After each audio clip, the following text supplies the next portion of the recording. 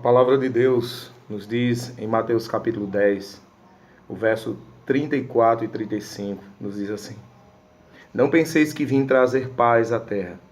Não vim trazer paz, mas espada. Pois vim causar divisão entre o homem e seu pai, entre a filha e sua mãe, entre a nora e sua sogra.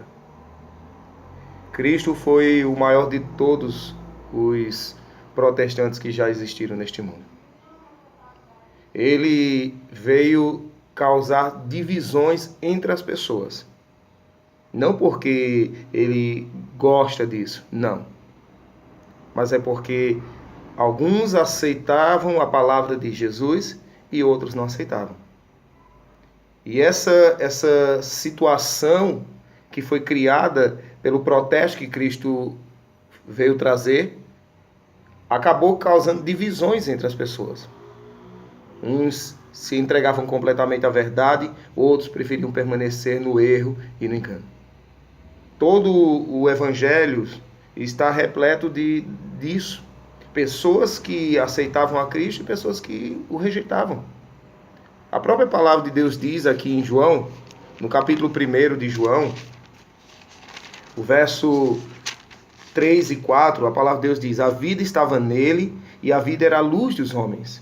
A luz resplandece nas trevas e as trevas não prevaleceram contra ela.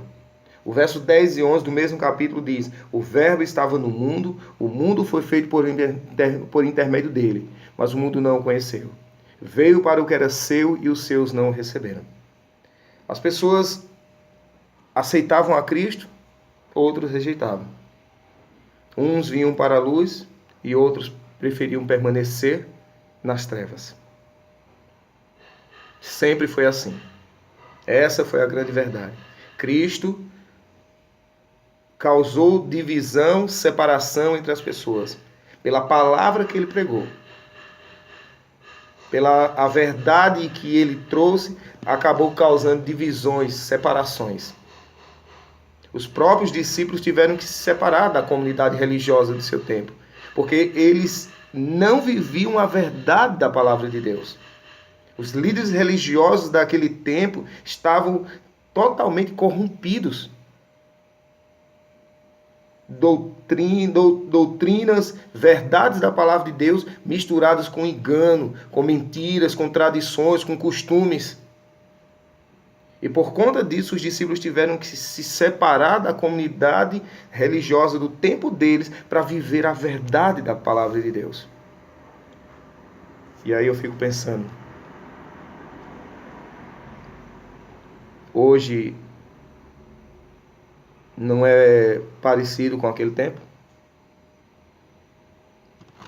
Agora, no dia 31 deste mês, dia 31 de outubro de 2017, terça-feira, a próxima terça-feira,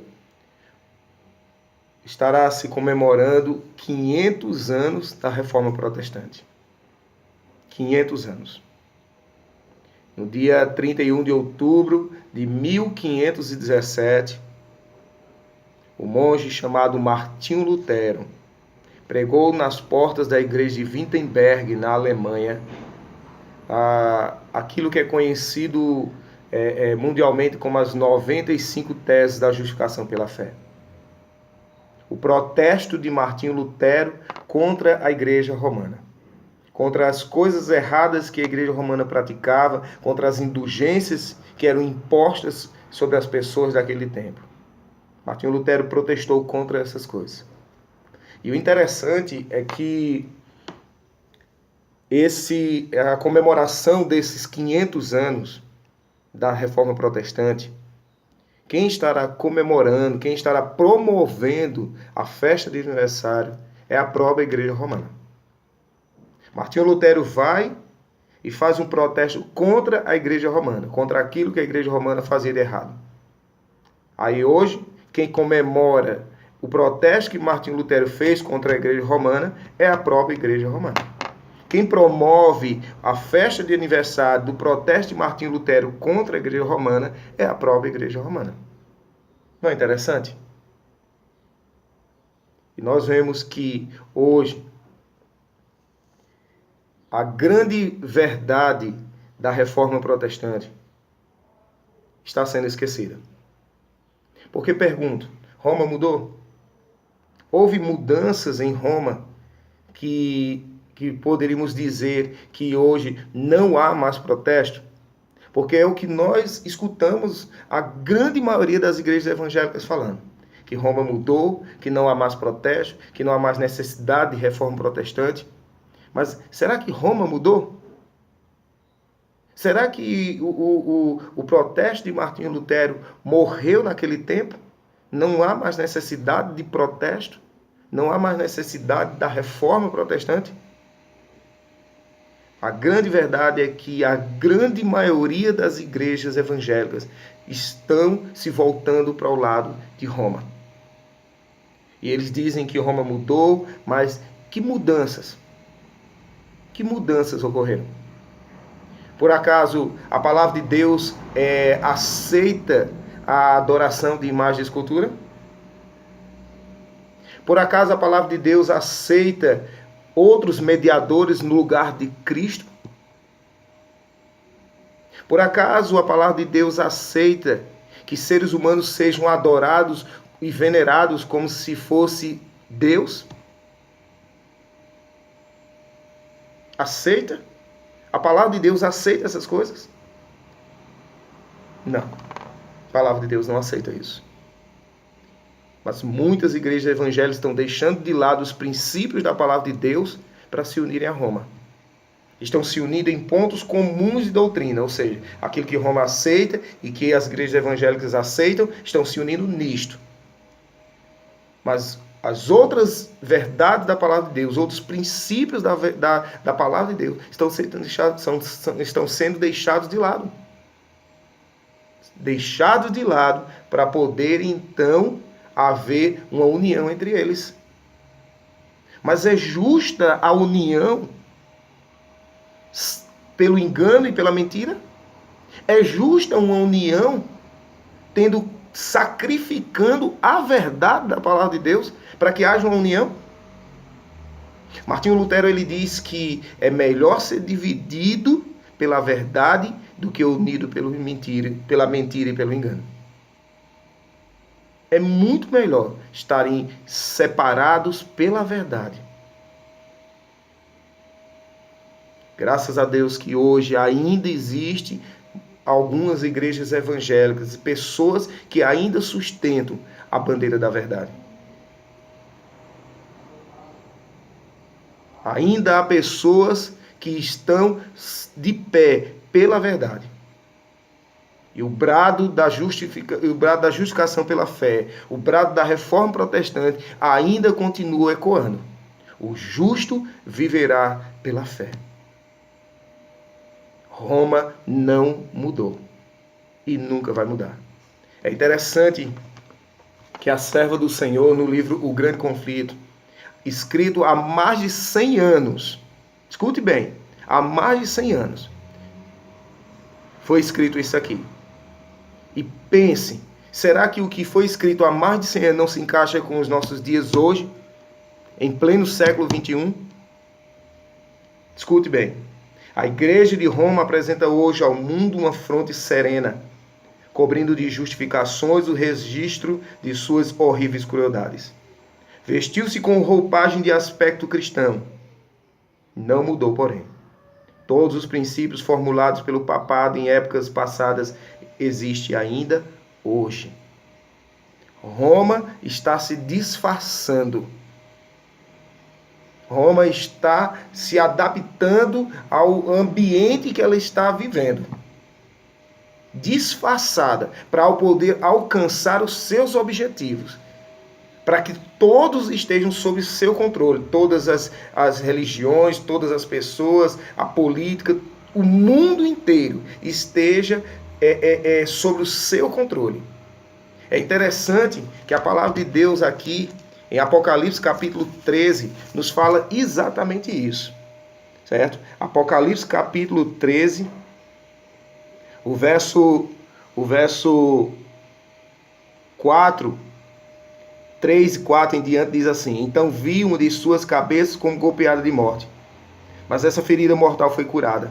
E toda a terra se maravilhou seguindo a besta. E adoraram o dragão porque deu a sua autoridade à besta. Também adoraram a besta, dizendo: quem é semelhante à besta? Quem pode pelejar contra ela? Você vê que a palavra de Deus mostra claramente que quando essa ferida mortal for curada, toda a terra vai se maravilhar seguindo a besta. E essa ferida mortal está prestes a ser curada. Porque o poder que Roma tinha no passado de controlar a vida das pessoas, suas decisões, está prestes a ser dada novamente a ela. E será dada pelos reis deste mundo, pelos governantes deste mundo. Porque Apocalipse capítulo 17, o verso 12 e 13 diz assim: os 10 chifres que viste são 10 reis, os quais ainda não receberam o reino, mas recebem autoridade como reis com a besta durante 1 hora. Então vão receber a autoridade junto com a besta, esses reis, durante 1 hora, ou seja, um curto período de tempo. O verso 13 diz: tem estes, os reis, um só pensamento, e oferece à besta, o papado, o poder e autoridade que possui. Então eles vão oferecer à besta, certo? O poder e a autoridade que ele possui. Então quando eles tiverem oferecido esse poder que eles têm, a autoridade que eles têm oferecido para Roma, Roma alcançará o auge do seu poder novamente. Então ela está apenas se disfarçando. A serva do Senhor diz ainda: as doutrinas inventadas nas tenebrosas eras ainda são mantidas. Ninguém se deve iludir. O papado que os protestantes hoje se acham tão prontos para honrar é o mesmo que governou o mundo nos dias da Reforma, quando homens de Deus se levantavam com perigo de vida a fim de denunciar a sua iniquidade. Possui o mesmo orgulho, arrogância e presunção que deles fizeram Senhor sobre reis e príncipes, e reclamaram as prerrogativas de Deus. Seu espírito não é menos cruel e despótico hoje do que quando arruinou a liberdade humana e matou os santos do Altíssimo. O papado é exatamente o que a profecia declarou que havia de ser, a apostasia dos últimos tempos. Faz parte de sua política assumir o caráter que melhor cumpre seu propósito, mas sob a aparência variável do camaleão, oculta o invariável veneno da serpente. É diferente hoje do que está acontecendo? Roma não mudou. E nunca vai mudar. Quem muda são os protestantes. Eles estão mudando. E para terminar, eu queria dizer para vocês o seguinte: o que a palavra de Deus nos diz ainda em 2 Tessalonicenses capítulo 2, o verso 3 e 4, a palavra de Deus diz o seguinte: não vos deixeis enganar, de forma alguma, por ninguém, porquanto antes daquele dia virá a apostasia, e então será revelado o homem da iniquidade, o filho da perdição. Aquele que se opõe e se exalta acima de tudo, o que se chama Deus ou objeto de adoração, a ponto de se assentar no santuário de Deus, apresentando-se como Deus. É a palavra de Deus que está dizendo, não sou eu. É a palavra de Deus que está revelando para nós que a apostasia virá, certo? Virá. Mas ela virá antes da volta de Jesus. E o que é que nós estamos vendo hoje? A apostasia. O mundo está apostatando das verdades da palavra de Deus. Que Deus nos ajude a entender essas importantes verdades. Que Deus nos dê força para que nós possamos nos manter firmes pela palavra de Deus. Porque o brado da reforma protestante, que foi ecoado há 500 anos atrás, eu digo mais, há muito mais do que isso. Há muito mais do que isso. O brado da reforma protestante ainda continua ecoando. O justo viverá pela fé. Que Deus possa nos abençoar.